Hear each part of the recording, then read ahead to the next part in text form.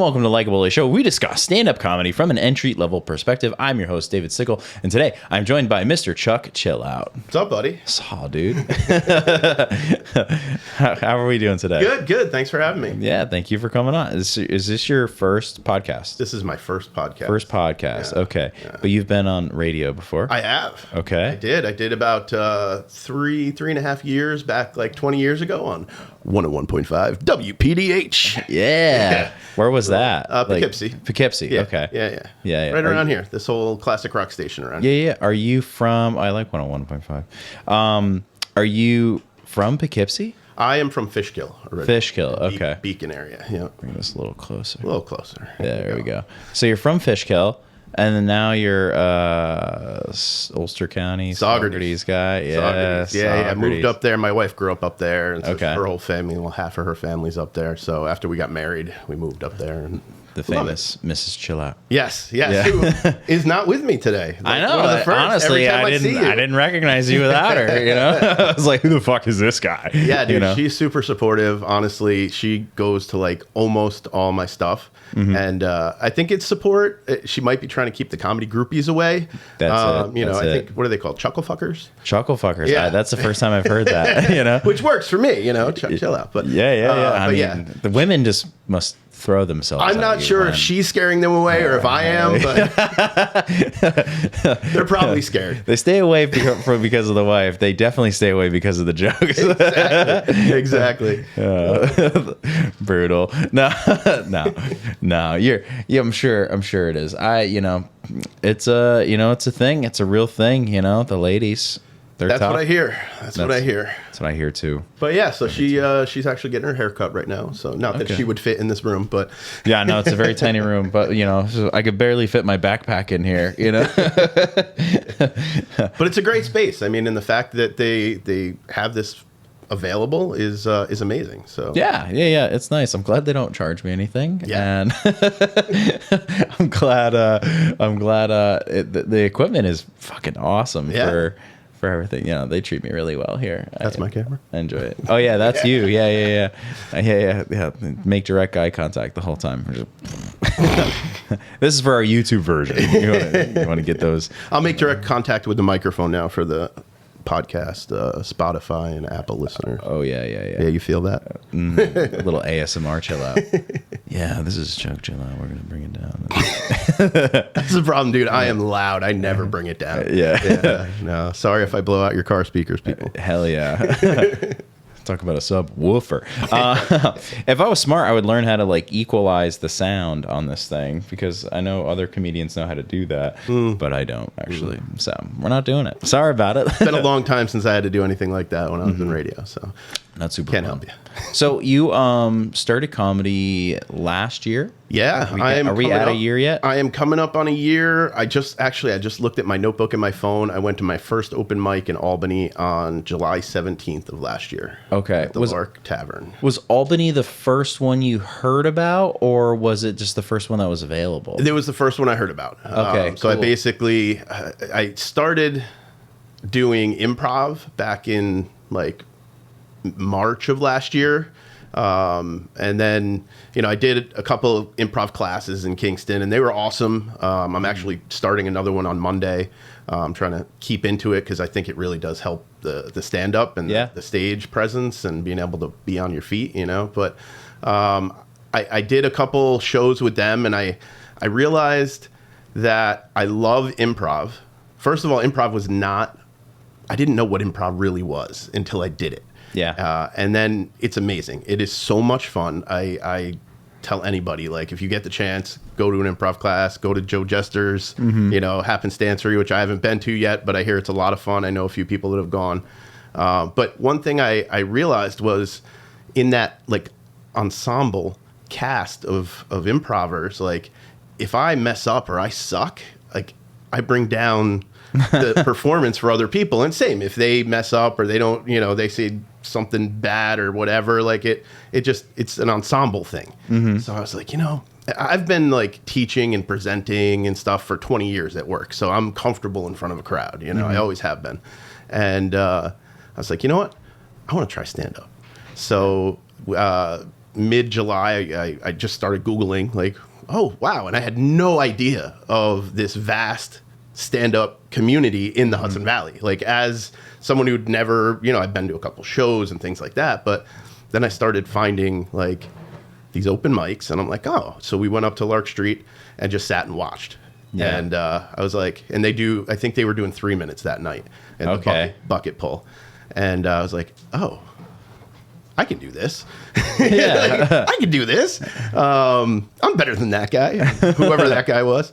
Probably not true, but I thought maybe I could. So now, we're not knocking anybody in the Albany scene. Oh, no, absolutely not. Can't make that more clear that we're not knocking anybody. I don't want anybody to. No, we're only going to knock people that are in the Hudson Valley area. Definitely. That was another game that I thought about doing. Yeah. Was we were at a concert at SPAC last night, and there was a whole group of people in front of us playing that, I don't know if it's called Heads Up or whatever, with the phone where you put it up and it has a word and it's kind of like you got to guess the word. I was like, that could go terribly wrong. I wanted to write all of the comedians' names down, and then each one of us would hold up like a card, and we'd have to describe that comedian to the other person so they could guess the name. I'm like, yeah, that could go terribly wrong.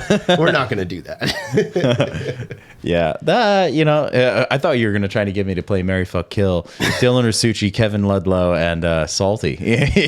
Oh boy. Mm-hmm. Yeah. Actually, it'd make it a little bit harder. It'd be Dylan Rasucci, Joe Alfano, and maybe Jordan Malice. Which one would you?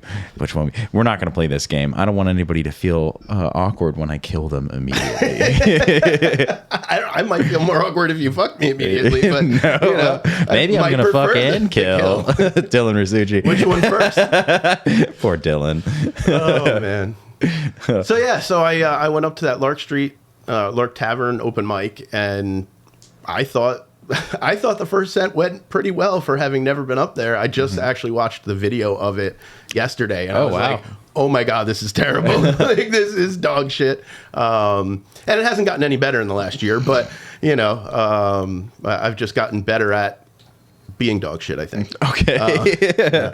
Now, same. So then they have that's the cool thing about that Thursday night up there is they have the Lark Tavern at like 7, and then when that comes to an end, you can go across the street to the local 217. Oh yeah, and do a 5-minute over there, and then they do the bumping mic every other. I think I did my first time doing open mic. I did the Lark, then I went across the street and I had to do the bumping mic with Craig Nessler, who I had never met before. I don't know any of these people, and it was awkward. Yep, it was weird.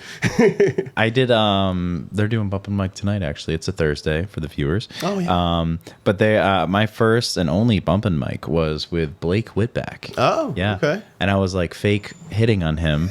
And I think he thought I was serious because, again, they don't know me that well. Yeah. And he's just like, oh, I have a girlfriend. She's right there. She's right there. I have a girlfriend. What are you? And I'm so much bigger than Blake. Yeah. I don't know if he was uncomfortable or just that was the bit. But I was like, I'm not going to sexually assault you, young man. Not on the stage, at least. No, I mean, I do think people should witness it. Yeah, I do. I perform a little bit better when there's an audience. Yeah. Next time I'll do it on the stage. I mean, so many comics are, trying to have sex with the stool. Why not? Just other comic. Bring Blake. Yeah. Like, Dave's booked me on so many shows coming up, but he's not telling me how much time I'm doing. Yeah, Blake, it depends on how I'm feeling. Yeah. Probably 2 to 4 minutes. Yeah. That's optimistic. So I think the curious thing is like, so why'd you start improv? Because like, you did the radio stuff, but like, was young Charles Chillout like into like acting and theater and all that kind of stuff when you were young? Was it just like, were you a wrestling kid when did you get into that? I was not. My only wrestling like memory and experience is my cousin. We went to whatever it was called at the time, like the 80s, and the Junkyard Dog was there. The Mid-Hudson Civic Center, the Poughkeepsie Civic Center. Cool. And my cousin got to go on like on stage on the ring with him and do like the junkyard dog dance. And we had a video of it when it aired on TV. Yeah. It was like, but I was never really into all that. I was actually a child actor. Okay. For a couple of years. When I was really little, like 5, I did like tap at a place in Fishkill. And I was really cute. Like tap dance? Tap dance, yeah. Okay. You still got those moves? No, I don't. I also, thank God, don't have any of those videos. Yeah. I will find them. But the people who ran the school were also like agents. And believe it or not, looking at the camera now, I was really cute when I was a little kid. Like, remember Macaulay Culkin in Home Alone? Like, yep. I looked very much like Macaulay Culkin when I was a little kid. Well, I think you look like him now. A little strung out. My eyes are a little dark. Yeah. So I got cast in a commercial. In like 1986, you can actually find it on YouTube. I found it. I posted on my social media every once in a while. But it was for Bob Evans sausage, and I think I was like 6 at the time, and I can remember that day so clearly. The worst part is like I'm going to be on TV. I'm going to be on TV. What I didn't realize as a 6-year-old is there's no Bob Evans restaurants around here, so they didn't air the commercial in the Northeast at all. So none of my friends, I went into school like, I'm going to be on TV. They all thought I was bullshitting them. That sucks. But yeah. So I did that, and I did some like print. I was in Woman's World magazine and like how to teach your kids not to burn themselves with the stove, like that kind of stuff. And then I started doing not great in school, so my mom kind of pulled me out of that. And then I don't want to say puberty hit because that probably didn't hit until like 17, but like junior high hit, and then my look changed, and I wasn't exactly castable anymore. I don't think no longer supple and desirable. Yeah, exactly. Yeah. So was Dan Snyder directing these things? The guy from Nickelodeon. Yeah. I have not watched that. What is it, Darker Side or whatever? But I grew up on Nickelodeon. That was like. It came out when I was a little kid. I remember watching Nickelodeon when the only commercials in between the shows were Nickelodeon commercials because they didn't have sponsors. Wow. Okay. But yeah, so then like I've always been a performer. I grew up like as an only child, so I've always been like trying to get like be the center of attention and stuff like that, But I started playing bass when I was like 14, and I started playing in some bands, and then I started playing guitar. I used to go out and do like singing and guitar open mics for years. I did that. Also not very good at that either. But that's how you find out. You go do the open mics. But yeah, I did that, and then like life hit, and like I got like a real job, and I got married, and like, so I just didn't really do any of the performing stuff. And I worked for like 13 years at a very liberal arts college. So okay. They can't really take a joke there. Okay. Yeah. And I, like you just got to be careful, Yeah. So like I wasn't, I'd have like my work self, and then like my like dummy outside of work joking around. So then basically 15 years go by, whatever, and my kid was going away to college, and we only have the one. So everybody was like, oh, you're going to be empty nesters. What are you going to do? You're going to be empty nesters. You're going to be so bored. I'm like, well, I'm going to have to get a new hobby. And my wife, she's going to have to get 3 new hobbies, which it turns out I ended up getting 3 new hobbies, and now she just follows me around, which is her hobby. So yeah, but it's good. I have a DD whenever I go anywhere. Yeah, if I need it, But yeah, so I started looking. I was like, I've always wanted to try improv, and so I went. Found a class right in Kingston, Hudson Valley Improv. I went to the class, and I did their level 1, and I was like, wow, this is really hard, and I suck at it. So I have to take their level 2 and get better. Okay. So I stuck along with it. Like a month later, I took their level 2, which ends in a performance, which you get, they pack the room, like 80 people in there at the Art Society in Kingston. And that was so much fun. And what's the group look like when you show up for that first class? Are you like the oldest guy? Are you like everybody's around your age? No, is it, men? Is it women? So diverse. It's crazy. Like I went in there, and there's like early 20 somethings. Some people have done improv in college or whatever before. There was in both of my, well, I've taken 3 of their classes so far, but in all of my classes, it was anywhere from 21-year-olds to like 75-year-old. Okay.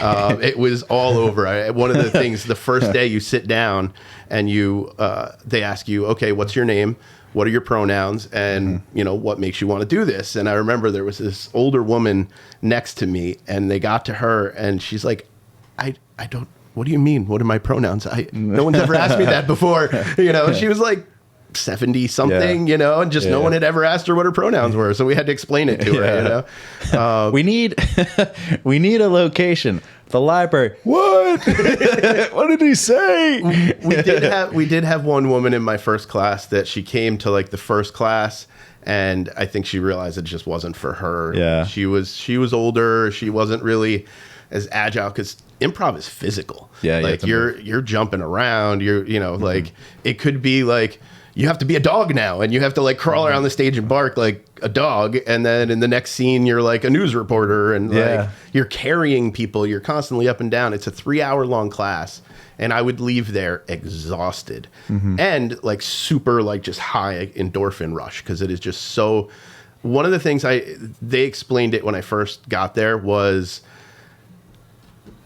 in our adult lives, we have just so many things around us that stop us from being able to be in the moment. You're constantly thinking or looking or doing, or what does this person think or say, or what should I say next? And they were like, you have to get into a place in your brain where it's like childlike. And you basically, like when kids, on a playground, there's like a 5-year-old, he walks over and he's just like, hey, this is my dinosaur. How are you? I'm Chuck. You want to play? And then like and then they're playing. There's no script. He's not worried about what's going on around him. And that's like, you have to be in the moment. You can't think ahead. Like that was the hardest part for me, is like, I'm a planner. I am like an over planner. So when it comes to like, we have to do this right now, and you just said this, now I have to come up with something to say, like, so I've gotten better at it over the last couple classes. I'm going to take their like level 3 class in July, which is supposed to be more of, there's no performance at the end, and it's supposed to be more of like improv for acting, which I also started getting into after I started doing the stand-up and the improv stuff last year. A friend of mine, I was also in a workout group in Kingston for like 2 years, like hitting it hard. Shout out Hudson Valley Ambition. HVA was awesome. I worked really hard for 2 years. I lost a bunch of weight. I gained a lot of muscle, felt great about myself. And then I started doing comedy, and I just didn't have the time to go like I used to. And, what better way, when you're feeling really good about yourself, what better way to stop that than start doing stand-up comedy? Yeah. Chicken tenders and beer. Yeah. So one of the people in there, she was a director for a local murder mystery dinner theater group, and she reached out to me. She's like, hey, we're looking to cast somebody for our Halloween run of shows, which was like 17 shows or something over the month of like October and early November. So I went in and auditioned. I got the role, and that was so much fun. Just like, it's like they encourage ad-libbing, like it's scripted, but you're in a room, you're in in the round, there's no fourth wall. Like you're interacting, just like with stand-up, you're interacting. The people at the table are talking to you, and you have to figure out how to interact with them in character. Yeah, staying in character is tough. Yeah. But yeah, I mean, it's also like, it seems like it's almost like being heckled, but for people that are like playing along, I guess, Yeah. So it has to probably help you with heckling. I think so. Yeah. Yeah. I luckily I don't get a lot of heckling so far. Well, we'll see, but definitely it does. You just gotta kind of come up with those, like, and again, it falls back on like that improv. Like, you don't know what they're going to say, and as soon as they say it, you need to have a comeback. Yeah. And when I was younger, I was terrible at that.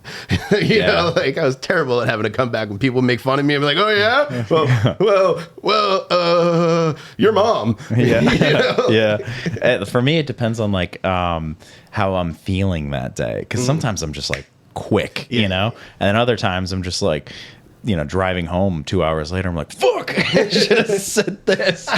Or I'm just stewing on it for the next 6 months because I'm an angry piece of shit. I think they were right when they said that. I can't get an erection. They shouldn't know that. They shouldn't know that. Did my doctor betray me? Like, do I have to sue them? Yeah. It's like, what? How did they know? It's offensive. Does the acting for the dinner theater, like, does that, if you're comfortable sharing this, does it pay well, or? It pays. Okay, it pays. That's a way of saying that. When I first was told, like, how much, before I was told how much, I was told it, and they actually have open casting for a bunch of their shows coming up right now. So they've put it out there. It's like between 75 and 125 per like performance, but the rehearsals aren't paid. But when I first was told, they're like, they're paid performances and you get a meal. I'm like, well, if you're pushing the meal as part of the payment, it's definitely not going to be a lot, you know. But I wasn't doing it for the money. I was doing it for the experience, for the fun of it. And I ended up getting cast in 2 more of their shows. Like, it was a lot of fun. It was a good time. I mean, $120 is, it's better than stand up. Way better than stand up. Holy shit. Like, some of the clubs I've worked at, like, if you're doing 20 minutes, they'll pay you $100, maybe. And that's cumulative. Damn, that's crazy. That's pretty cool. I just think I think it's cool because I started comedy at 33, and I, at the time when I started, I'm like, all right, I'm kind of late to the game. I'm an older guy, and then like comedians like Alex Kolar, who didn't start until they were like 41, and I'm just like, that's awesome, But like, it's just like one of those things where I also find it fascinating about like where it came from, because it's just like, you seem to have your shit together, and it's like, so like, why start? But it's like, it's cool that this has always been like a thing, maybe not specifically comedy, but like, it's just always been a thing. Like you really like to perform. I do. And then you're nervous to come on a podcast. I was. I'm not nervous anymore. I've noticed. Like, No, but I was driving over here like, what are we going to talk about? Like, it'll be fine. It'll be fine. It's easy. And then I came in, you could see the nerves on my face. I am much more comfortable standing in front of a crowd of 100 people who might heckle me than sitting in a tiny room with a dude that I've seen a million times and have a conversation. But I don't know. It's going pretty well, right, guys? I'm such an imposing force. It's a terrifying person to be locked in the cage with. This very small cage. Which we love. When we're very happy it's here. Dude, I love this place. They've been awesome to me, especially lately. What are some like goals? Are you just trying to get stage time? Or are you just trying to because like I think it's interesting, you're not doing this like a hobbyist, like a lot of hobbyists will do this and they just hit their mics and they have a couple beers, maybe they want a show here and there, but you have like you really hit the ground running with stand up. You were still doing the dinner theater, at least when you started stand-up. And then you've added on open mics, and then you Chuck Chillout Entertainment. And then you've also started producing shows, like, and you're kind of, you're bringing comedy to Saugerties for sure, and some other communities, right? Are you doing stuff in Woodstock? Doing something in Woodstock. Okay. Yep. It's at a private pool and tennis club that we used to be members of. My wife was on the board when my kid was younger, and he swam there and everything, Xena Rec Park. And one of the guys on the board saw all my social media and was like, hey, I see you're doing the comedy stuff. Like, want to come?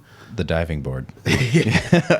Sorry. No, that's all right. Sorry to the listeners. They're like, Jesus Christ. Well, I actually am calling the show the Off the Deep End Comedy Show. Oh, awesome. Because it's just off the deep end of the pool in their big pavilion. But he basically reached out and was like, hey, we had a comedy show here a couple years ago. Like, it was okay. It was fun. Would you want to put something together? So I was like, yeah, absolutely. So we got one deal for the members, and then it's actually, they were like, they also kind of want to use it as a marketing for the pool because they're always looking for, well, not always, there's been a waiting list in the past. But they're looking, they have openings, so they're looking to try and get people into the park, check out the pool, see what we got. So they were like, they gave me a block of tickets that I can sell, and then they're going to deal with their members. And I think it's going to be great. Like, it's going to be a good show. Yeah. But I mean, when's that? That is Friday, July 24th. Okay, 7/24. Yeah, yep. It's a Friday night because they have like swim teams, like swim meets every Saturday. So like all the families and everything are up at the butt crack of dawn, and like by Saturday night they're exhausted. They're so. But I've got a great headliner coming up from Jersey, a guy named Glenn Tickle.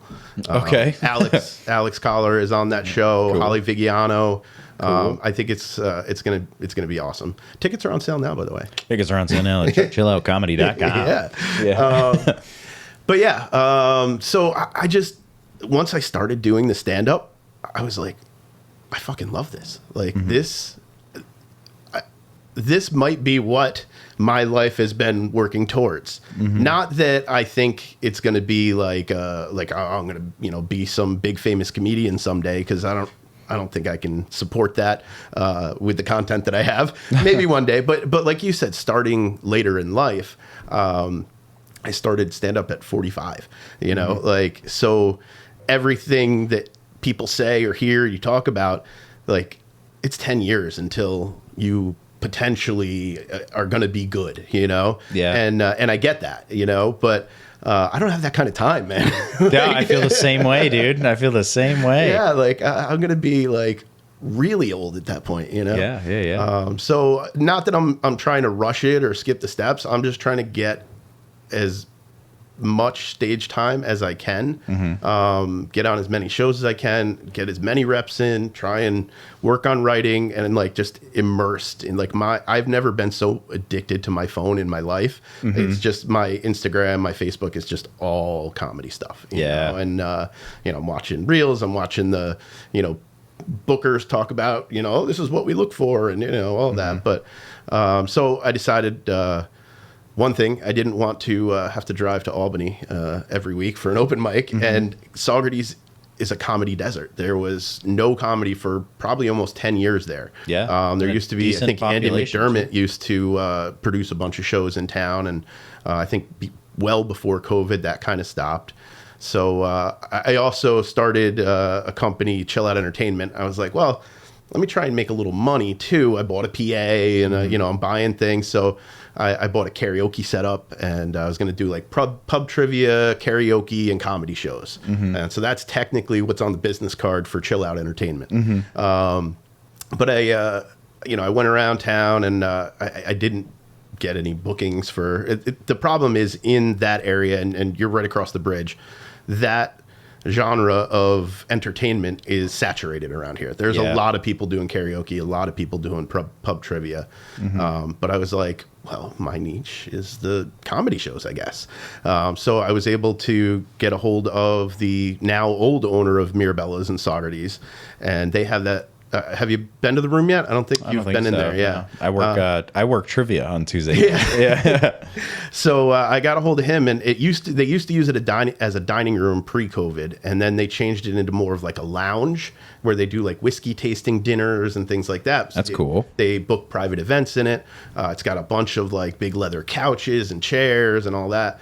So when I saw that room, big brick walls, I was like, this is the spot. I want to start an open mic, and this is the spot I want to do it. So I was able to finally get a hold of the old owner, and he was all about it. He's like, yeah, let's give it a shot, And I'm like, first, I don't know how it's going to go. We have to build a comedy scene first. And then, if we start building that with the open mics and people start realizing that there's live comedy in the area, maybe we can start some shows. So the open mics went really well right from the jump. So like a couple weeks into those, I went to him like, hey man, can I get a date? Let's book a show. And he's like, yeah, let's do it. So we booked the show. I sold that out like 2 weeks before the show even started. That's a great feeling. Which was phenomenal. And then that show, it went awesome. It was a good show. And then after that show, the owner was like, "Hey, by the way, I sold the place." It's like, "Oh God, no, please! I'm building something nice here. This this venue, the bar is awesome." So the new owner, he's like, "We don't, with all the state licensing and all that, we don't know when the state's going to switch the liquor license, blah blah blah." So about a month later, the new owner took over. Had a meeting with him like a week later, and he's supportive. Like, he's like, keep doing what you're doing. Do the open mics. We got another show date, which you're on, August 1st. Yes. So those tickets are on sale right now too. Hell yeah. Chuck Chillout Comedy. Chuck Chillout Comedy. Come see me perform stand-up comedy live. I will be not talking about my small penis. Are you sure? Yeah. That's how Don't make any promises. That's how I introed the show I was on last night. Really? Yeah, the host before me was like talking about how how she like looks for men with like big dicks, and you can like kind of get the sense from like rubbing up on them or whatever.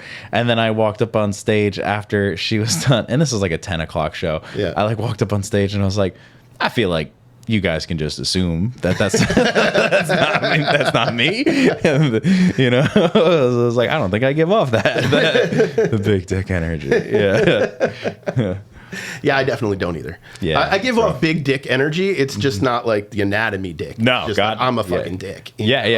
You look at me and you're like, yeah, that guy's a fucking dick. Yeah, which is consequently big asshole energy, which happens when you were raised by big dick energy. So it's just like big dicks make big assholes, I guess. Yeah, my mom was total big dick. Yeah.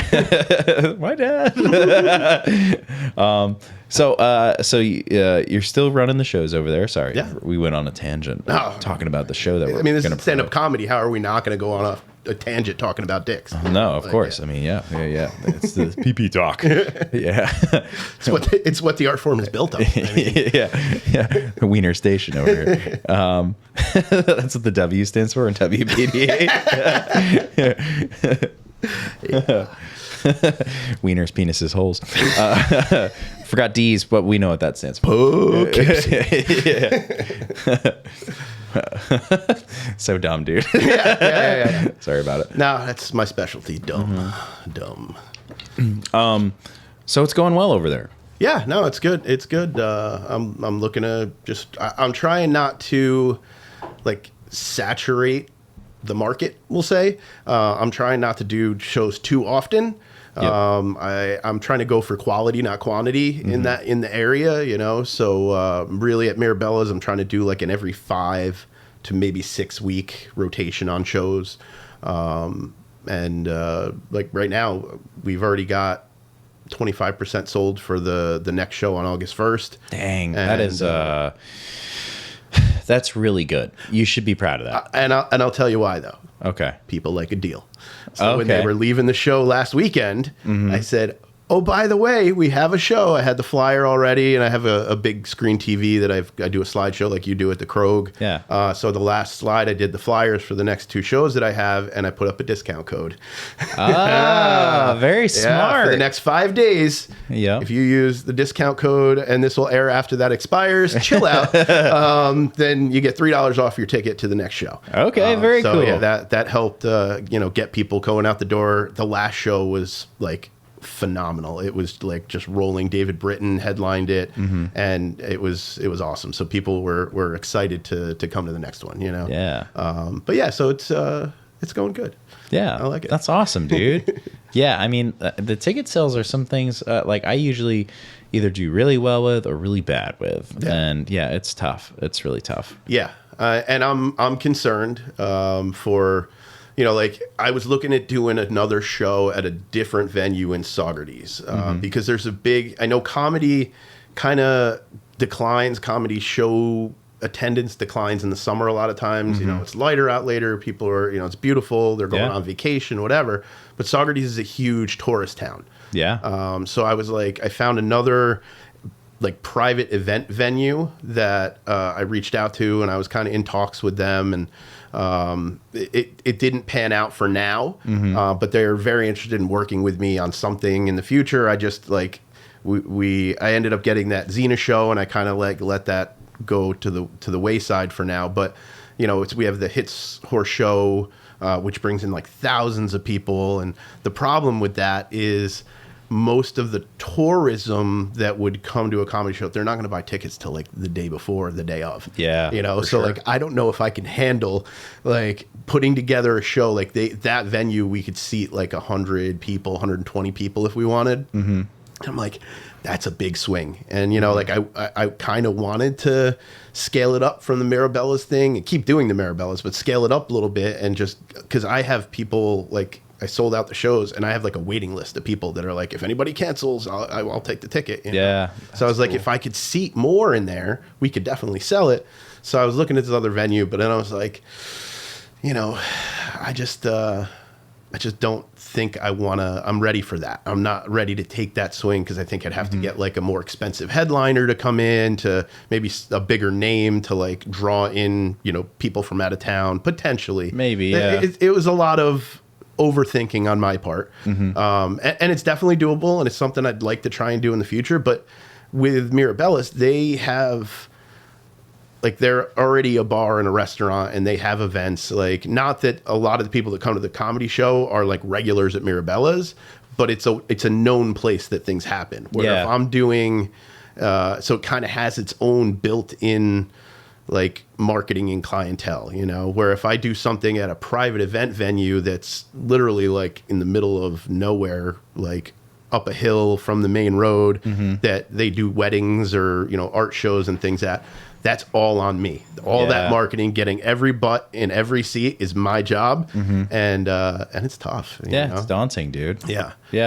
But I was like, well, you know, if we could get the Hits people, like they're affluent, they're horse, you know, enthusiasts. Like maybe they'd be good with, you know, a higher price ticket, dinner and a show kind of thing, you know? So I don't know. We'll see if we do it in the future, maybe next summer. Yeah. But I just don't want to lose money on this venture. You know, I'm not in this to make money. Like I started the open mic because I wanted more stage time.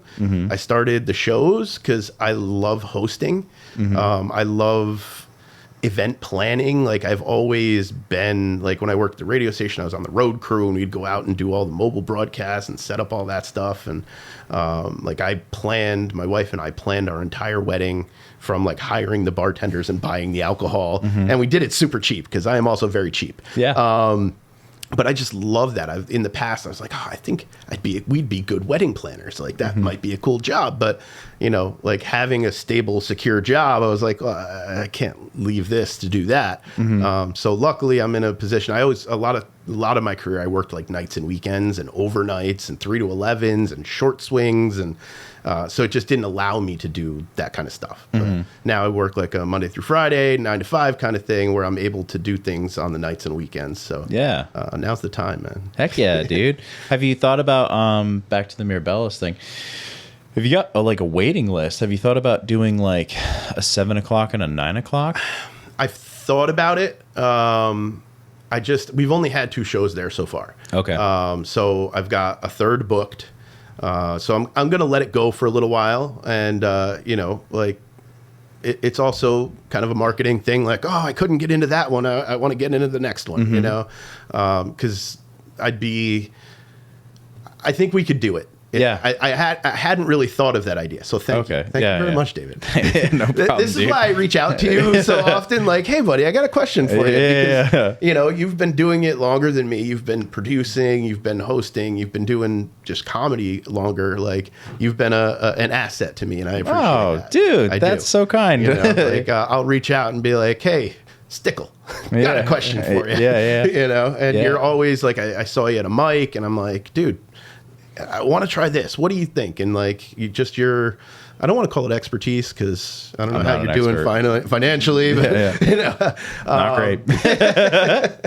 But yeah, no, like your input has been a big help to Chill Out Comedy. Thanks, so man. I appreciate that. Yeah, well, I mean, that's awesome. I'm like, you know, I'm you know, not super in love with producing shows, but I do want to see comedy grow. And, you know, I think this is an interesting thing. We have a lot of comedians in the area, right? And especially in the Hudson Valley. But, like, a lot of them want spots, you know, and I've given the same advice to a lot of people. It's just like, yeah, produce a show, Yeah. you know, you know, especially because like, you know, none of them live in my town, you know, so it's like if they put up one here, you know, it'd be weird, but like, you know, but they all come from different towns and every town could use some comedy, you know, and, you know, you're one of the people that actually did, you know, that's awesome. Yeah. And it's going well. Thanks. Yeah, dude, success story, please. You know, it's just, you know, I think there's a lot of comedy shows in Beacon. I think that, you know, Newburgh probably could have one or two more, but,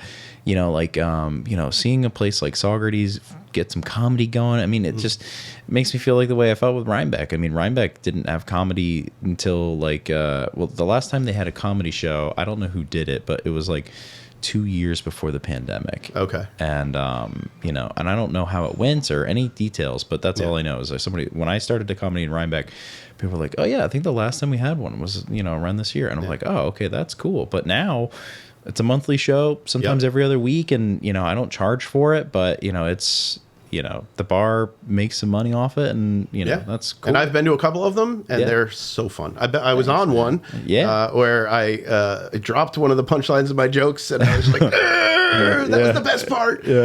But no, like I enjoyed performing. It's a great space. Like everybody was packed in there. I think my first joke was, "All you people standing in the back." Now you see why they call it stand-up comedy. You know, just so many people want to see that show that they're happy to stand for the entire show. It's a cool vibe in there. I appreciate that room a lot.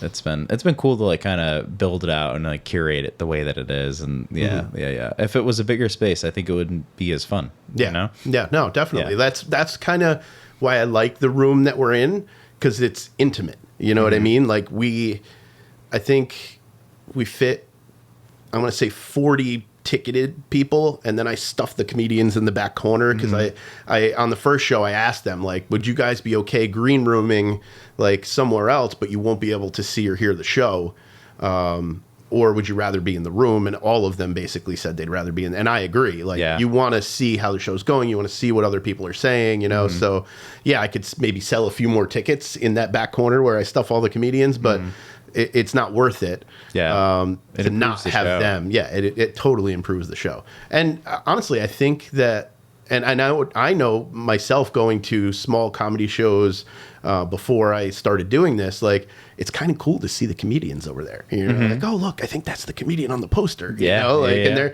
you're just like, you know, it's like you're famous. You know, and you're just sitting over there. You know, hopefully not pounding too many beers before you get up there. Yeah, but. well, yeah, some guys. Some guys need it. Some guys put them down. That it's really cool to do that. I think it's just like overall a really cool thing to do that you're putting together. And the small room, I think we were on Salty's Shaker Smoothie show, right? Yes. Tiny room, but the laughs were so loud, you know. And I actually reached out to Alana because I saw she had her camera, and after the show I'm like, hey, did you happen to record my set? I didn't ask her ahead of time because she did it for me when I was on the Funny Bone open mic back in November.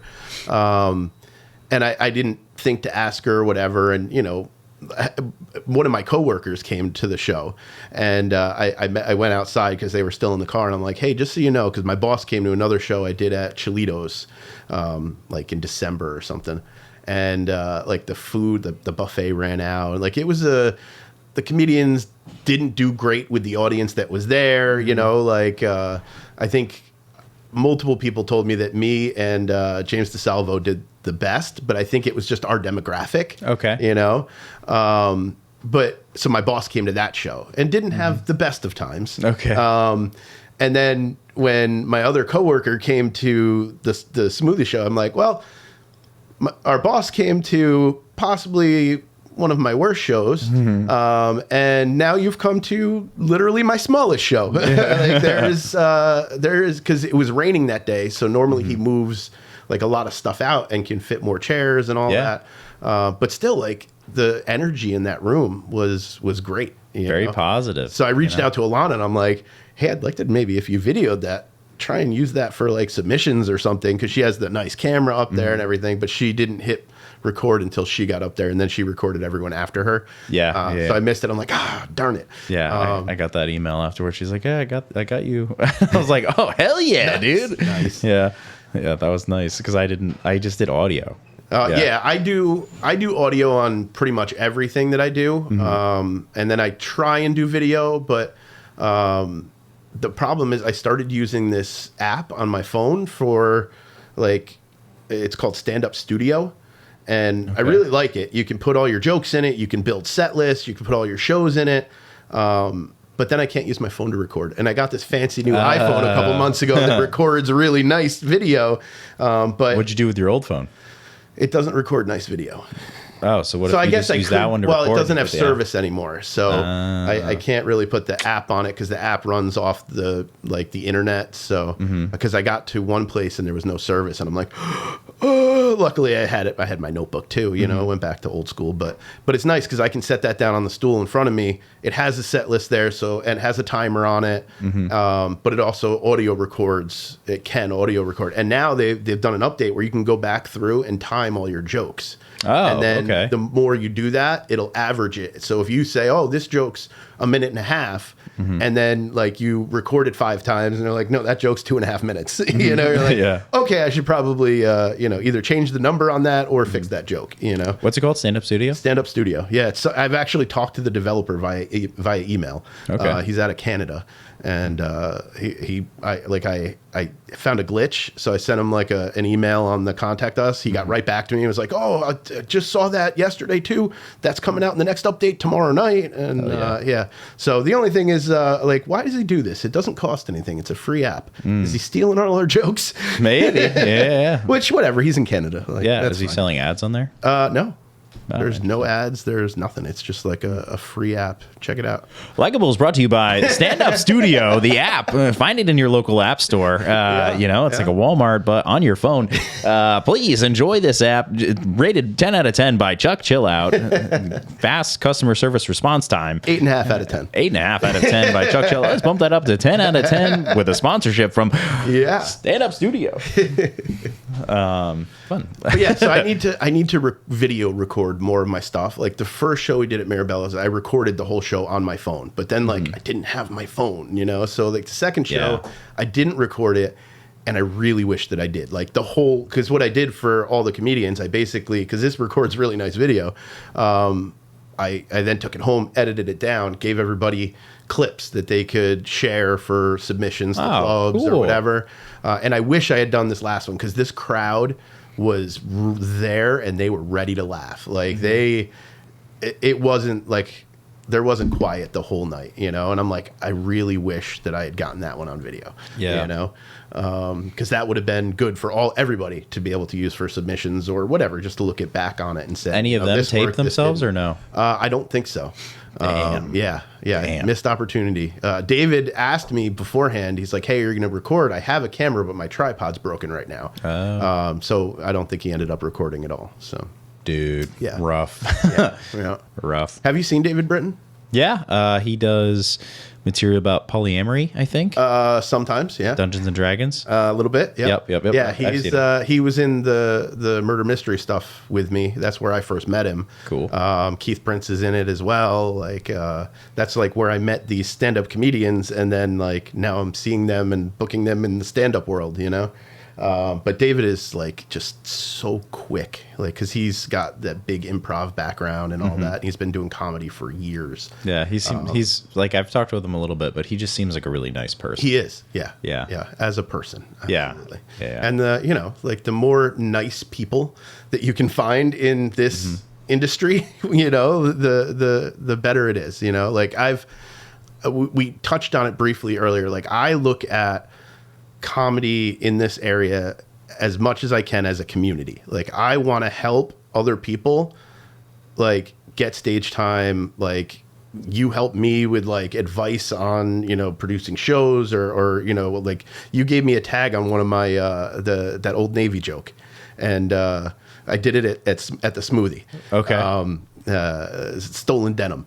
It was your tag. It's not stolen valor. It's stolen denim. Oh, okay. So you used it. I've now put that in the joke. Oh, yes. cool, Yes, dude. That's awesome. I made sure to say, hey, can I use that? And you said yes. Okay. And now it is official. This Definitely. is a contract. I forgot I gave you that note. Yeah, no. And but just I really like the idea of us all being able to talk to and communicate with each other, and like Jolly Joe's doing that Kingston Comedy Collective, I think he calls it. Right. I didn't get to go to the first one that they were doing back in April because I was in Colorado at the time.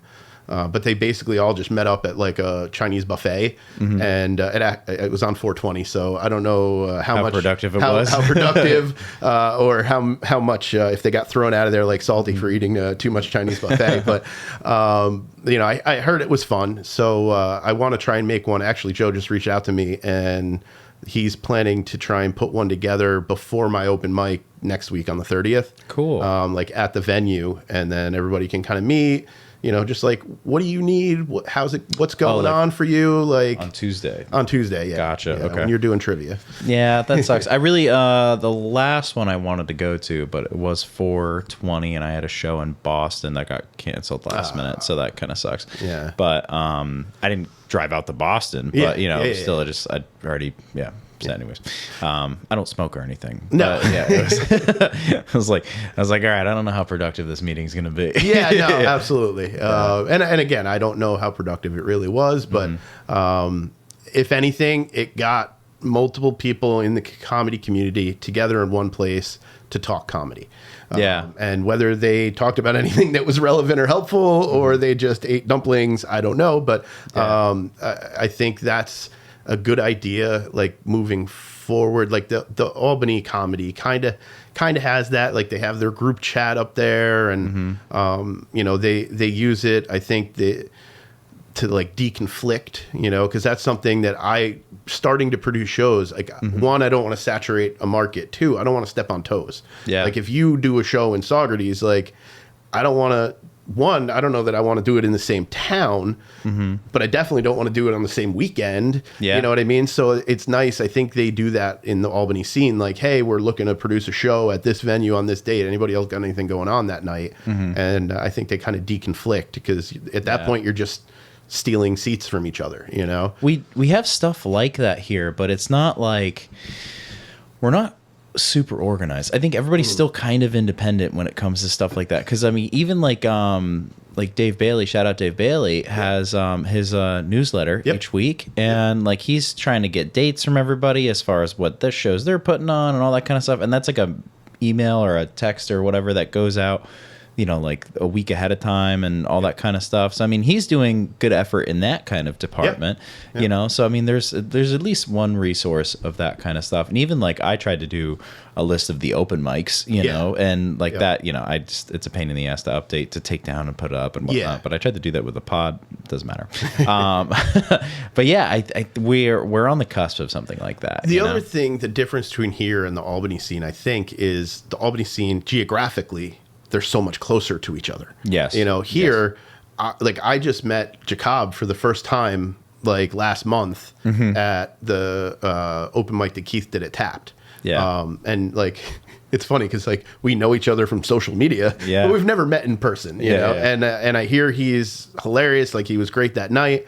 I know he has podcasts and all that, but like he's all the way down, like, I believe on like the New Jersey border. Yeah, that's like an hour and 45 minutes from me. Yeah. So geographically, it's, I think, harder for us to have that like togetherness because everybody's just so geographically spread out, which is also good for people who are, producing shows or trying to get, people on shows, because it's hard. Like if you put somebody on a Krog show and I have a show like the next week in Saugerties, like we're still 20, 25 minutes from each other. There's no customer crossover there. There's not. Yeah, that bridge, man. Like people just don't want to go over that bridge. When I managed IXL, the gym in Rhinebeck, the customers between Rhinebeck IXL and Saugerties IXL, like never, like there was such a. I'm a member. Yeah. Oh, okay. Cool. So you get it, but like like I went, I would go over to Saugerties as a manager and like either just help out or just do payroll or whatever. And I would be over there, and the customers would be like, "Oh, you're from Rhinebeck? Like it's such a fancy community. Like, all they do is they care about that gym more than this one." And it's like, have you ever gone to Rhinebeck? It's the same thing. It's the same thing. Yeah. It's just so funny, but it's just like, just go over and check it out. Yeah, I don't know what it is about. I just saw like Rugies had a commercial or like a print ad on social media. It was like a picture of the Kingston Rhinecliff Bridge. It said, "It's just a bridge. Get over it." Yeah. And I was like, that's good. I like that. Yeah. But, for me, coming across the bridge to get to IXL, but literally I live a half mile from the Saugerties location, and I still can't get to that one. So it's not the bridge in that case. Yeah, I live a half mile from the Rhinebeck one. Oh, nice. Yeah. So it's cool. We're centrally located. Yeah. You actually go, though, I do, to a gym. Yeah. That's so there's different levels of cheap. So you're cheap, but you're okay with wasting the money on the gym membership. I'm cheap, and I'm just like, I'm not fucking missing. I'm paying for this. That's how it was when I did Hudson Valley Ambition. I did it like 2 years straight, like at least 3 days a week, and it was great because like the guy that runs it, shout out Ryan Nacarado, he'll text you, be like, "Hey, bro, missed you today." Like, so like that was one of the things that kept me going, because I've been struggling with fitness my entire life, like I'm a fat fuck, but I got to a really good place for that was the longest I'd ever stuck with fitness, but also it wasn't cheap. Yeah. So I was like, I'm going. I'm not going to waste this money, Yeah. So that was, it's like, it's almost like college tuition when you break down how much it costs per class. And if you're the student and you're paying for it, you're like, all right, I'm not going to skip class, because I definitely had friends or roommates in college that had no problem skipping class. No, for but sure. I'm sitting there and I'm just like, well, I'm wasting $95 if I miss this. I went to community college. That's how it was for me. Like I'm paying for this out of my pocket. It wasn't $95 a class because it was, SUNY Dutchess and SUNY Ulster. So it was a little cheaper, but like, I was like, I took a Spanish class there just as like an adult. Wasn't necessarily towards like a matriculation to a degree, because I have a 2-year degree. I dropped out of high school, got my GED, and then got a 2-year degree. It just took me like 14 years to get a 2-year degree. A little bit here and there over the years. But I went and took this like conversational Spanish class, and people would skip the class, and I'm like, you just paid like $700 for this class. Like, why are you not here? That's weird to me. Yeah. But hey, to each their own, I guess. Yeah. You have a game. Yes. Yeah. I was gonna spring this on David in like the middle of the podcast, but then I was like, maybe I should mention it before we start, just in case he was gonna get mad at me and throw me out and not want to do it. Because he was so nervous. When he started the podcast. I was like, dude, don't throw me out. So I came up with this game. I brought my backpack here. I just can't find anything in it, so I'm going to throw it up on the counter. Yeah, take your time. So I had this idea that it might be fun to play a game, and it's, on stage as comedians, a hard thing for a lot of people is ad-libbing and coming up with interactions with the crowd, or something happens in the room, just being able to make a joke about it, right? Okay. So I came up with, I had a couple different ideas. So I came up with this game. I'm calling it Mad Ad Libs. So what I did was I used a random word generator to generate 25 character types and 25 location types. Okay. And I have no idea how this game is going to go, but we'll do a couple rounds and see how it goes. Okay. So I didn't look at any of the words. I actually had my wife print it out, cut up all the pieces. And so in one of these bags is the locations, and in one of these bags is the character. So this is the rules of the game. We're going to use the classic joke structure of, a horse walks into a bar, and the so-and-so says, and then this happens, right? So in this case, it would be like a character type walks into a bar, or a character type walks into a location and says or does blah, blah, blah. And each person's going to pick one of each of those and have to come up with like a quick little joke about it. Okay, so we're making up jokes. We're making up jokes. I know that's your favorite. Oh. On the spot. All right. Again, I have not seen any of these. Okay. And this could go horribly wrong, and then we'll just stop doing it. Could be rough. Could be rough. Could be very fun. Could be very silly. All right, so I'll go first. Shout out Mrs. Chillout for doing this, by the way. Cutting all that kind of stuff up. These are nicely folded pieces of paper. I can see into the bag. Yeah. Yeah, shout Throw out. that one back in there. So that is my location. Okay. I'll open it up. And then my character type. Okay. All right, my character type, children's, well, that's a location. Uh-oh. Come on, Mrs. Chillout. Yeah, we gave her way too much credit. All right, here we go. Oh, boy. We'll see how this goes. All right, so my character type's a cowboy, Okay. and my location is a tattoo parlor. Okay, so are we reading the whole joke in one? We are going to do, so I'll go. So Okay. basically, and I guess we probably don't have to announce what each of those things are. So here, I gave you a copy so you can kind of see what it is. So yeah. All right. Let's see. Oh, this is going to go terribly because I have already blanked on what I should say. So a cowboy walks into a tattoo parlor, and the tattoo artist says, where's your horse? Oh, that's fucking stupid. All right. Again, like I don't know how this was going to go. Yeah. So we'll get. I do one and you do one, and if it's terrible, we'll just move on. All right. Yeah, So yeah. pick your character type Okay. out of the bag. Okay. All right, I've got one. Okay. All right, and now pick your location. Okay, I got one. I'm trying not to look into the bag. I'm also trying not to look at the thing. Is this one? Okay, I got one. All right. We both have the same joke. The walks into a bar. Yeah, or walks into a whatever the location is. Okay. You know, it's classic joke structure. Okay. A horse walks into a bar. Bartender Okay, says, so- "Hey, why the long face?" Character type is police officer. Location is high school reunion. Okay. A police officer walks into a high school reunion and says to his classmate, "Sorry about your kid." Dude, yeah. it's tough being a police officer. You have to do those death notifications. Sometimes you can't choose where it's going to be. You know, like he won't be graduating this year. Okay. all right. You want to do one more round? Yeah, let's keep doing it, man. This is, I mean, it was easy for me. 'Cause it wasn't even a good joke. You just laughed. Yeah, no, that's half a comedy, man. That's half a comedy. It doesn't have to be a good joke as long as somebody laughs.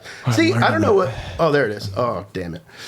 All right. Okay, that's your location. That's my location Not your character type. Okay. and my character type. Very nicely folded. All right. So an entertainer walks into the DMV and he has to get his picture taken. So he goes up and he says, "Am I ready for my close-up? Makeup, please. Makeup." And then all of the DMV people look at him and go, "Shut the fuck up and sit back down and wait for your number." All right. So we can expound on it a little bit, I guess. Yeah. Hell yeah. Expand it up. All right. All right, let's do one more round. All right, cool. So that's one, and then the other. Okay, cool. All right, this is character type grandpa. Okay. And, I got grandpa walks into a bar. Oh, perfect. There we go. Okay, Perfect. okay. A grandpa walks into a bar and takes a shit, and then he says... "Call Martha, I thought this is the wrong house." That's all I got. All right. Cool. This is fun. That's actually a good writing exercise. Yeah. I would advocate that the Comedians Collective group up should do exercises like this. Yeah. Yeah. So at the open mic this week, another idea that I had for this, and we could do it real quick. It's an improv game. We actually did it at the open mic at the very end. That's how I close the open mic out. I call it Run On Sentence, and it's a very classic improv game. Yeah. Where basically one person says 4 or 5 words of a sentence, and then the next person has to pick it up right there, and then it kind of just goes. It works better with a larger group than 2 people. We're just 2 large people. fat guy in a little room. And then you walk in. You know where the gym is? All right. It's a Tommy Boy reference. I'm not a big gym guy, you know. Who is your favorite baseball team? The Yankees? All right. So we can skip that game. So how we doing? How we doing on time? We got more time? I forgot to hit record. Kidding. We just hit an hour. Thank God you forgot to hit record. Yeah. All right, so you don't want to do the improv game? No, let's do it. If you want to do it. Okay, let's try it. Let's close on this. Let's close on this improv game. All right. You want to go first since you're a storyteller. All right? That's one of your things that you come from. All right, so I just start making up a thing? Yeah. Get 4, 5, 6 words into it and then stop. Okay.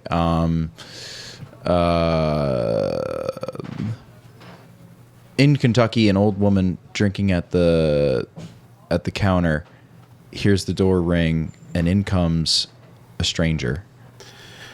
And she looks over, and that stranger is a large clown who says, "Are you Bethel? I might be your long-lost son, Whiskers, the..." impressionist who only does impressions of clowns. And Esther looks at him and she says, "No, you're not my kid, but I'm pretty sure I saw you on a..."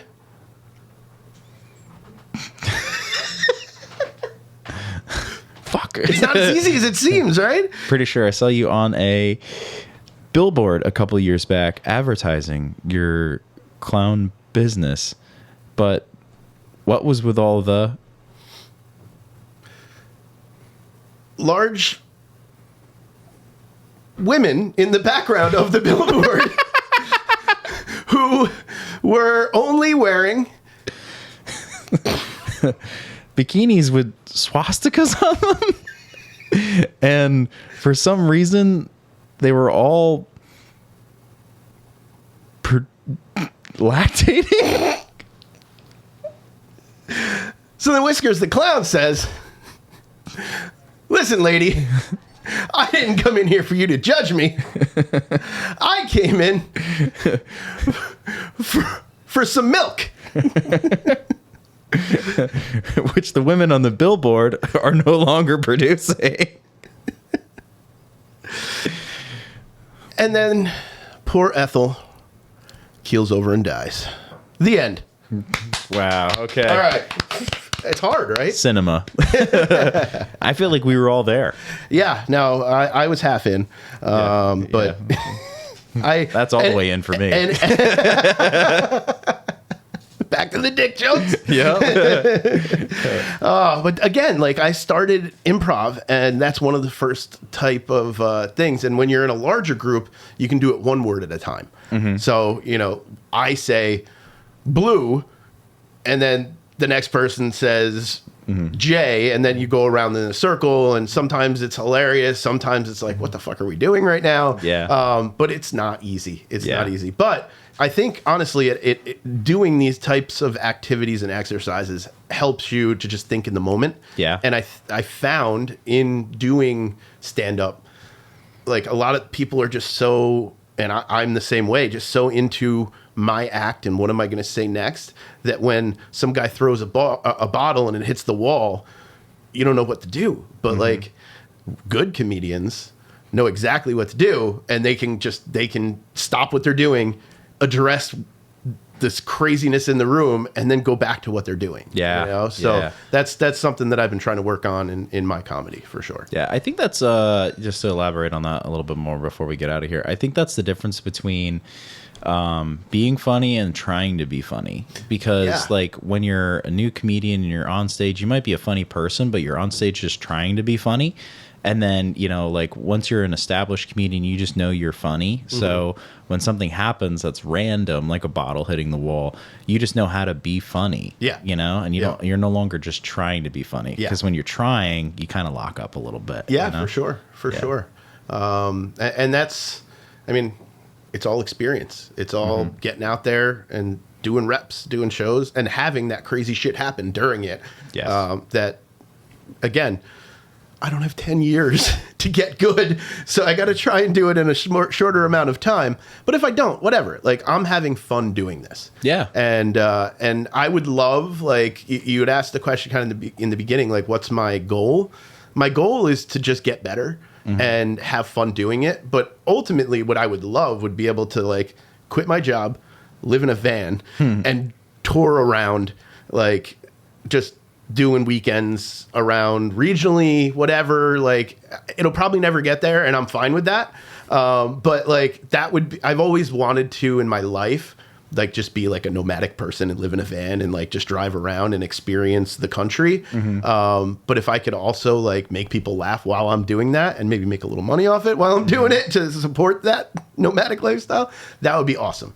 Again, probably never going to happen, but if I don't try, you never know, right? Yeah, you know what the results are if you don't try. But also, you're putting it out there, man. And I'll commend you on this and we'll end. But, like, I will say you are trying different things. You're doing as much as you can. And you're already, like, making a profit on it, you know? Or at least in some circumstances. But, like,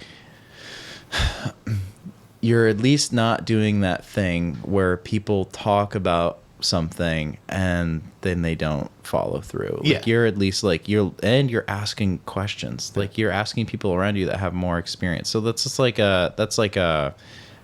that's the right way to do it, in my opinion, you know? Yeah. And I think if anybody's going to do anything, it should be the right way. So, I mean, you know, if anybody's going to do that dream that you want to, you know, do, you're at least doing the right things to make it happen, you know? You're doing yourself a good service. And I think that's one of the things about starting this venture later in life, after having so many life experiences, that like a lot of people are getting into comedy in their, you know, teens and 20s, and they have potentially delusions of grandeur that like one day I'm going to be a huge famous comedian, but they don't want to put the work in. They don't know what goes into it. Yeah. I've done a lot of different things in my life, and I know how hard things can be, and how I've had a lot of things in my life not work out, you know? And I'm okay with that. But so I think starting later in life, one, it gave me more experiences to draw from, where I try not to, you know, I feel like, you know, we joked about comedy is all about dick jokes or whatever. I try and stay, not that I try and stay clean, because I definitely don't, but I try not to use like gross sex stuff as a crutch, which I think a lot of people do. And when I first started, I made a couple of those kind of jokes. I quickly realized, mostly from myself, nobody wants to hear the old white guy talk about gross sex stuff, you know, like, and I don't want to hear that, you know, like maybe the James right DeSalvo.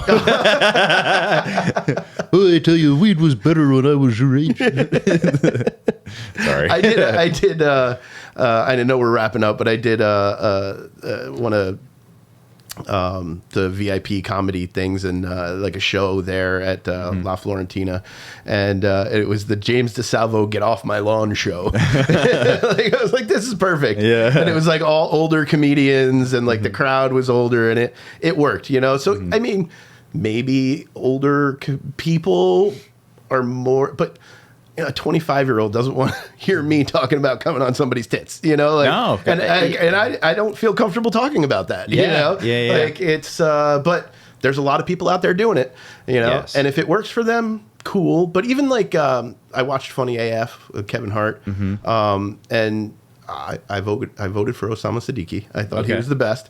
Caitlin Palufo, super funny, but like her last set was just all about her pussy, and like she won, or no, she didn't win. No, Ron Taylor won. Yeah, but like everyone loved it on the show, and I was just like, like I don't know, it just doesn't do it for me. But she's like on a way higher level than I'm ever probably going to be, you know? And now she's touring nationally and all that, probably not living in a van, but like Ron Taylor did for 7 years or something. But, you know, it's just, it works in certain situations, but like just nobody wants to hear me talk about that shit. So like I try and stay like real life stories about stuff, and you know, like yeah, I have some like I swear for sure, and I have some dirty herb stuff, but like I know I'm finding out where that line is. Yeah, you know, important. and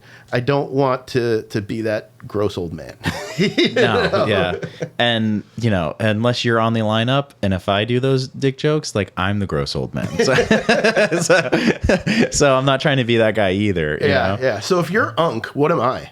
I don't know how. Am I just like Granddaddy? You're Grand Unk, man. Grand Unk? Is that what the kids are saying these days? The grunk, I'm dude. grunk? Yeah. Which sounds cooler than Unk, if I'm being honest. no. Little jealous, All right. you know? All right, I'm using it. Yeah. The grunk is in the house, The grunk dude. is in the house. That grunk chill out.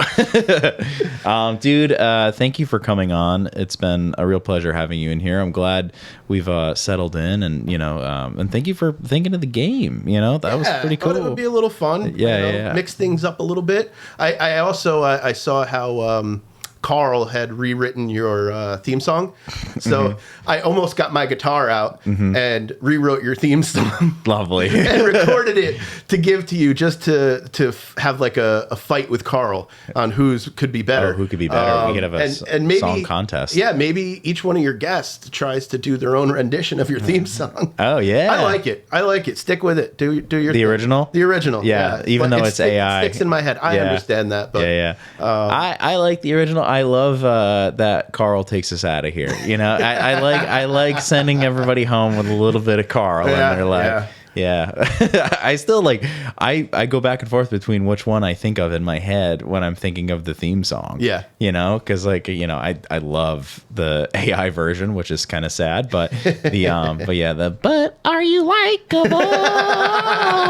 You're the host, stand up. You know, like, I do like Carl. Oh, that was funny. I've never met him either. So. Oh my God. Yeah. Like, there's so many people, and that's Carl's a Jersey guy. Like, like, North Jersey, right? North Jersey Central. Yeah. North Central. That's part of the problem with like running an open mic now, is that like I'm less likely to drive to Beacon or Albany because I have like the outlet right there, but I need to, because being in that same room, I've run out of my jokes, and like it does push me to write more. Yeah. But because I can't tell the same jokes to the same, you know, we get a good mix of people that come in from all over. Like, it's not the same people every week, but there is like a core of 5 or 6 people that come every week. And I'm like, I've told these jokes. Like, like nobody's going to laugh at them, you know, but I need to work on them because I have a bunch of shows coming up. Yeah. So like, I also need to, so I've decided I'm going to go back to doing my material at the open mic and mix in, you know, some new stuff as well. Just write them differently. Even that makes it more fun. Yeah. There's a joke I've been doing lately about my nephew playing laser tag. Okay. And so the joke is I took my nephew to play laser tag the other day, and he's like really good at laser tag. 35 minutes. I didn't tag him once, actually. Yeah. It left me just feeling like, I hope the kids at school are nice to him. You know? So like there's that, but then that's like the 4th time I've written that joke. Okay. And initially it was my nephew is really good at laser tag. I forget how it used to go, but it was more of like, you know, it was kind of like a version of it where it's just like, you know, do you think school shooters train at laser tag? You know, like it was something like that. Yep. But, you know, that was like, but no, I just went. Anyways, I ruined my own joke. I have a problem with that. Like, I will write a joke and then I'll do it, and I'll know it needs to be changed, but like it's like killing my baby, you know. Like I wrote that. I came up with it, like Pet and Impressions. I wrote that. Yeah. Which apparently I went to him after an open mic, and I was like, dude, that line is like, I wrote that. You know, like that's become his tag, because I said that to him. He's like, you know what? Both you and David Stickle told me that same thing, that you love when I say that. So now that's kind of like his tagline. Well, when I first met Ted, he came to the Krog open mic. I had no idea what he was going to do. No idea. But he's like, Ted, an impressionist. Yes. And he concluded every joke with, okay. Okay. Yeah. And then he just did okay. And then he did it. He must have said okay like a million times. Yeah. And then he got done. And, you know, I just went up on the microphone. I was the host for the mic. I was just like, okay. And then, it's like we just moved on. Yeah. But then the next time I saw him, he hit that, like, I wrote that. Yeah. And then, dude, I just like, it was such like he knows what he's doing up there. He's very smart and he's very funny. And to just do that bit where he's just like, I wrote that, lets the crowd know that he's aware of how silly he is. Exactly. And it's so genius. And then he started to play with it a little bit. And like, he's like, I don't want to, do his jokes or ruin his jokes. But like, he does a joke about something and he's like, so-and-so wrote that. Like Tarantino wrote that. So like now he's even playing with it a little bit. Yeah. I love it. He was just on my show this past weekend and dude, he killed. Like, and like I introduced him as like, this next guy just makes me laugh whenever I see him. And he's unlike any other comedian that you're going to see come up here on the stage tonight, or really any other comedian in this immediate area. Like he is unique. He does his thing, and then he came up and he killed that room. Like, he really did. So we're dragging this on now. But I'm sorry. Yeah, no, it's cool. It's cool. I was there used to be a room called the Queen City Lounge in Poughkeepsie. Yep. And it was like an all black show. And as a white comic, being able to do that is like a cool opportunity. Yeah. I've historically not done well there. Right. Okay. And since then it stopped running. But I was doing a show there once and Ted, an impressionist, was there. Oh. And he was the only one getting everybody to lose their fucking mind. Oh, really? Yeah. And this was before he did the I wrote that thing. He was just doing, okay. And then you just hear like, nah, he crazy. It's like, oh, he crazy. It was just, by the time he hit the okay for like the 5th time, people were just like, okay. They were loving it. Yeah. I was like, God damn it. Like, he's so good. Right. Yeah. Right. He's just so genuine. He's like, he seems like a really nice guy, I don't know him outside of the open mics or the shows that I've been with him, but like I have no idea what he does for a living. In theory, he could be like skinning children. Absolutely. Okay. I killed that. I have this mask on. I wore that. Okay. God, can I plug a couple shows? Oh yeah, dude. Please do. All right. So this is probably not coming out for a week or two at least, but doing the Tango Cafe with an awesome lineup. You didn't mention Michael in this episode at all, but he's on that show. I was letting you do it, Michael Gumbiade. Yeah. He's on that show. Patrick Smith, Sarah Shipley, me, Keith Prince. I think that's it. But also a really cool one coming up Friday, July 10th. It's live. It's Barnside Live in Accord, New York. It's this cool private venue apparently, but they also, so you can come in person or you can live stream the show. You can buy a live stream ticket. Apparently they've been the last couple weeks like live streaming the World Cup with like watch parties and stuff. It seems like a pretty interesting and cool idea. Yeah. So I'm looking forward to that. I got the Off the Deep End comedy show at Xena Rec Park. Heck yeah. Yep. And all my stuff you can find on Chillout Comedy or Chillout Entertainment /comedy on Eventbrite. But that one is Friday, July 24th. That's going to be a great show. I got Sunday Fun Day in Liberty on the 26th. I got my next Mirabella's comedy show already 25% sold out. So don't forget to get on there and buy those tickets ahead of time. Host is on that show. August 1st. Yes. This guy right here. And you know what? He is such a baller. He's going to leave that show and go do another show. That is how in demand David Stickle is. Yeah. He's doing 2 shows in 2 different counties on one night. And by demand, we mean we demand he leaves. Like, please leave. All right, David, get. I don't have the room for you now. So that one's August 1st. That's going to be a fun time. I'm also doing a show at Chicky Ribs in Sullivan County. Ooh. And then I'm going to be, apparently, unless Corey gets a full-time job and stops doing all the Julian shows, which he mentioned on like his story recently, I'm going to be out at Julian's on August 29th. Did he mention he was doing that? He said something. I think it might have been written like, we do these, whatever, twice a month, but I might be getting a full-time job, so I might not be doing this ever again, or something like that. He's very honest when it comes to that stuff. Yeah. So that I love those Julian shows. Yeah, they're a lot of fun. So I'm looking forward to being on that again. I've already done it twice, and it's a good time. Yeah, he's a great dude too. Yeah, for sure. Yeah, for sure. Likeable is filmed and recorded with Radio Free Rhinecliff. Thank you to Jen Hamoud and Matthew Rosenberg, our producers, and thank you to the Epicurean, which hosts us for each and every episode. Come in, stop and shop, and you may just catch us on the air. Likeable is a comedy-based podcast for experts in absolutely nothing and should not be taken seriously whatsoever. Please consider this your daily dose of funny? Guaranteed hilarity. Guaranteed hilarity. And there we go. We need a Mad Lib for that. Guaranteed hilarity, and not guaranteeing that actually. No. But yeah, Chuck not legally binding. Not legally binding. Nobody's binding me to nothing. No BDSM. According to my first comedy set. Chuck Chillout, thank you for coming, man. Dude, thanks for having me. Hell yeah. Appreciate it. Yeah. Carl. Welcome to a new kind of interruptible. To reward you for sitting through this episode, and in an attempt at shameless self-promotion, I, comedian Chuck Chillout, am doing a giveaway. That's right.